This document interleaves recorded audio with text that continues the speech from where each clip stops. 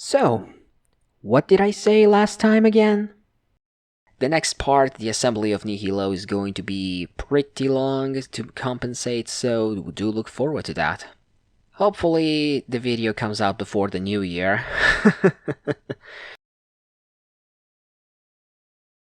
Yep, didn't think so. Yeah, if you watched my update videos, you know why it took me so long to bake this video out of the oven. Between the PC crash of 2020 and Cone Steel 2 being a priority for me, Nocturne took a bit of a backseat for a while. Well, I got tired of that, so let's change it. Welcome back, one and all, to Nocturne No Fusion. Our next objective is the Assembly of Nihilo, Hikawa's faction HQ. We rush there only to find Mantra demons attacking the place and Hijiri, which snuck in via the ML network. He explains that the Mantra demons attacked and they think they won. But the truth is, Hikawa fooled them. The room they're in right now, a device used to collect Magatsui, or life force, is destroyed. But it's just a cover-up for the real core which lies beneath the facility. Hikawa is most likely to be there. So Hijiri opens up the path for us and leaves since he knows he can be of more help to us. So I take the elevator and head down, only to be welcomed by Nihilo demons guarding a machine. They're nothing special, so I just move on. When defeated, they drop an item called Yellow Kila, which is one of the 4 keys needed to reach the core. So now it's time to go and find the rest of them. And here we reach the best part of this place, according to me. The dungeon itself, a maze of cubic-like rooms which move via switches, and I gotta say, in terms of design, this is probably one of my favorite dungeons in the entire game. After clearing the first maze though, I get ambushed by a group of Fornius demons, and I got wiped out. Probably a revenge for the first boss, I don't know.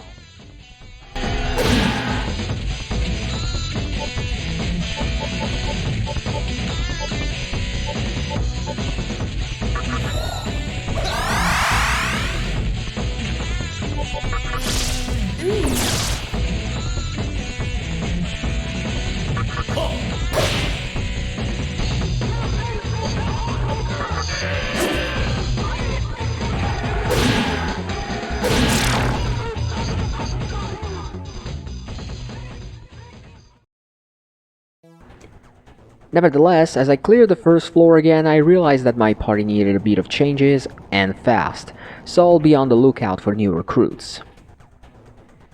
I clear the first floor again and enter a room guarded by a mini-boss, Eligor. The fight in of itself isn't particularly tough. He summons minions on the first turn, this time being a Dis, a demon with no weaknesses and drains fire, which I don't have right now, so it's not that big of a deal. Eligor resists physical attacks and he's weak to electricity, so I try to exploit it with High Pixie as I clear the minions and debuff their agility.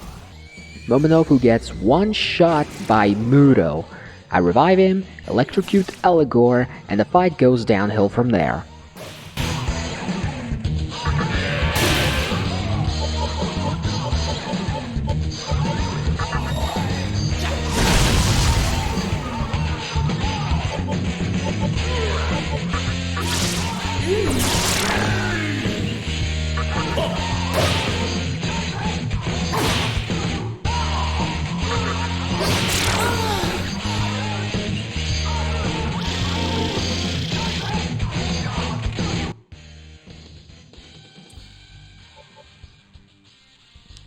After the fight, I replace Ice Breath with Shock from the Narukami Magatama since I do plan to replace High Pixie very soon. I grab the White Kila and head down to the second layer of the dungeon. On my way, I recruit a Kappa Tengu, a high agility demon with Tarukaja, so now I have a physical attack buff again, and will learn Watchful, a passive skill which will allow him to gain experience even when he's not in the main team. I save the game, and then also recruit an Incubus. Not sure if it'll be useful, but it does have eye magic and its normal attack can hit 2 or 3 times, so maybe I can find a use for him. After the second layer, another Eligor blocks my path, this time summoning a Yaka, a demon which can heal. Both are weak to electricity, and now that I have shock on myself, the fight is pretty much a joke, although I almost died to a Mudo at the end.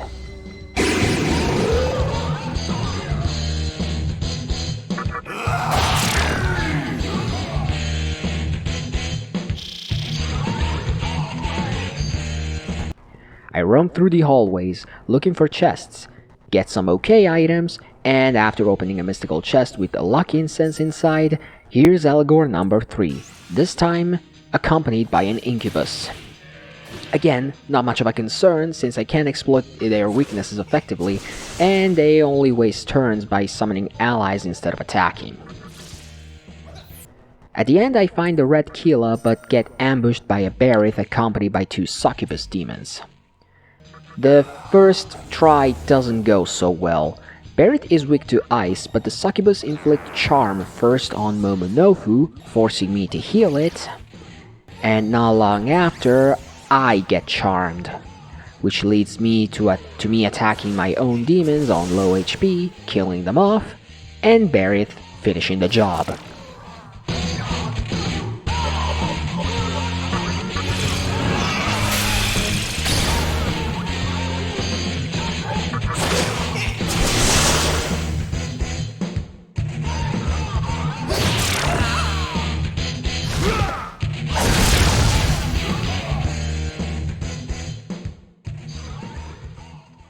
For the second try, knowing about Barith fire attacks, I equip the Shiranui Magatama.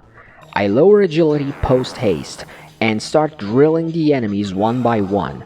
Moragi from Barith poses less of an issue now, at least for me, and I cut one turn entirely every time. Something great after Momonofu one-shots a succubus with a focused brutal slash. From there, Barith tries to make a stand with Hellfire, a stronger fire breath attack, but can't really do much.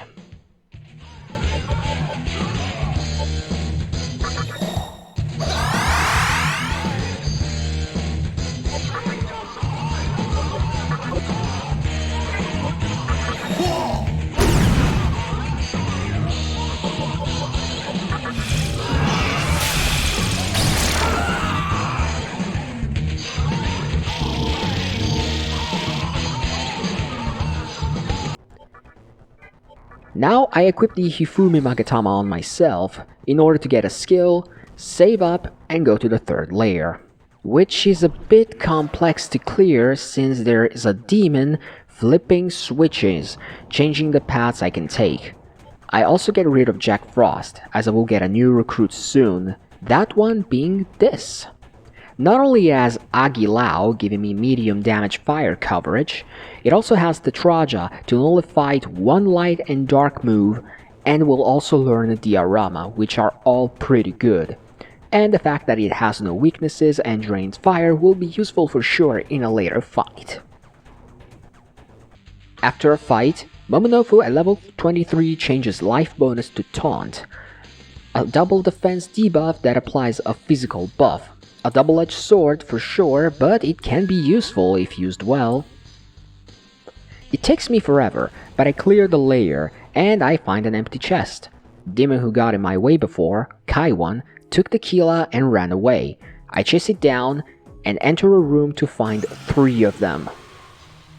The fight is not too hard. That is, if you have agility buffs and or debuffs on you. They do have Mudo and Mamudo, so there's always a risk of getting insta-killed, but other than that, they're fairly weak. They only have 650 HP and no resistance to physical attacks. Plus, this and Tetraja will come in clutch, as they will lose turn if they try Mudo skills. They also have a move called Evil Gaze, a dark type move which can reduce your HP to 1, which Tetraja can also block out. After 2 taunts, Torunda and Rakunda setup, the Kaiwan fall like flies, since they can't do damage to me anymore after the first one is dead, since they decide to spam Mamudo. Overall, an easy fight.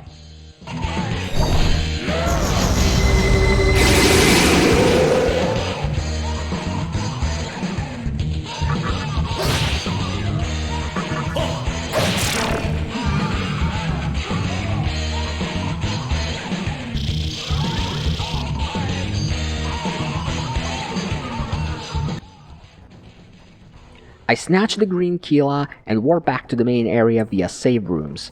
I insert the 4 Kilas and head down a long spiral staircase.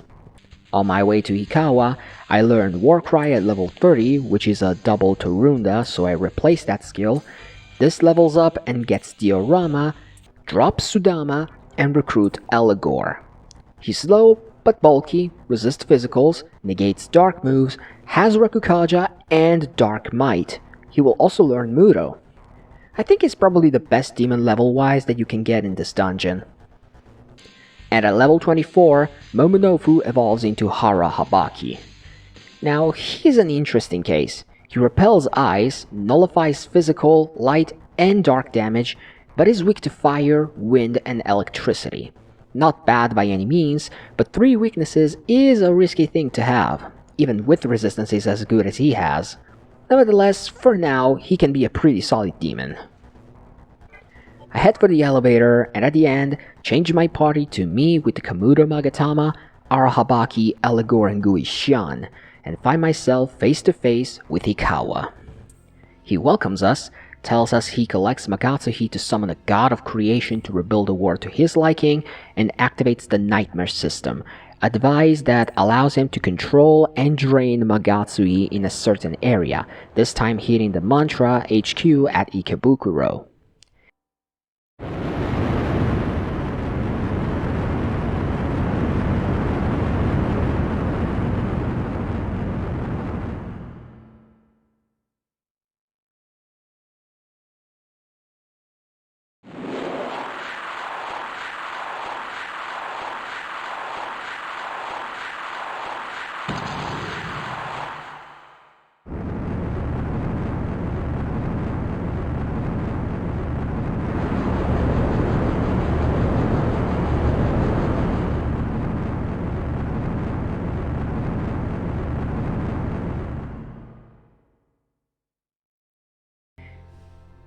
He also says that our teacher Yuko Takao is in another castle, Princess Peach style, and then he proceeds to deliver us from pain by summoning a demon called Ose, and he leaves.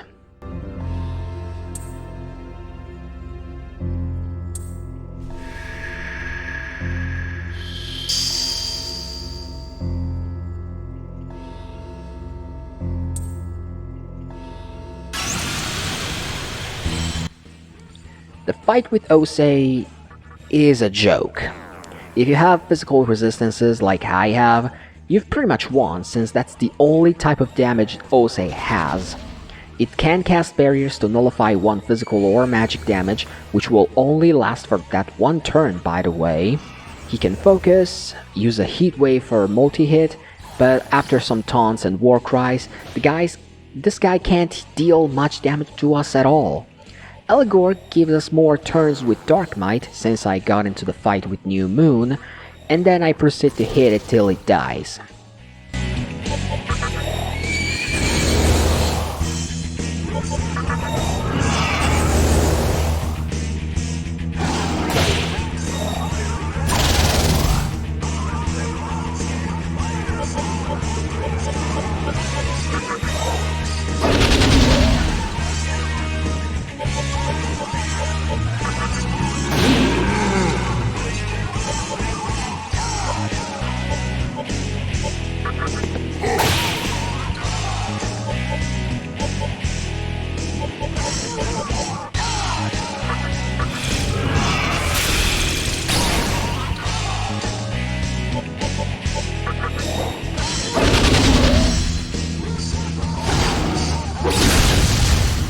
As you can see from the footage, because of my setup, he barely scratches me even with a focused heatwave attack.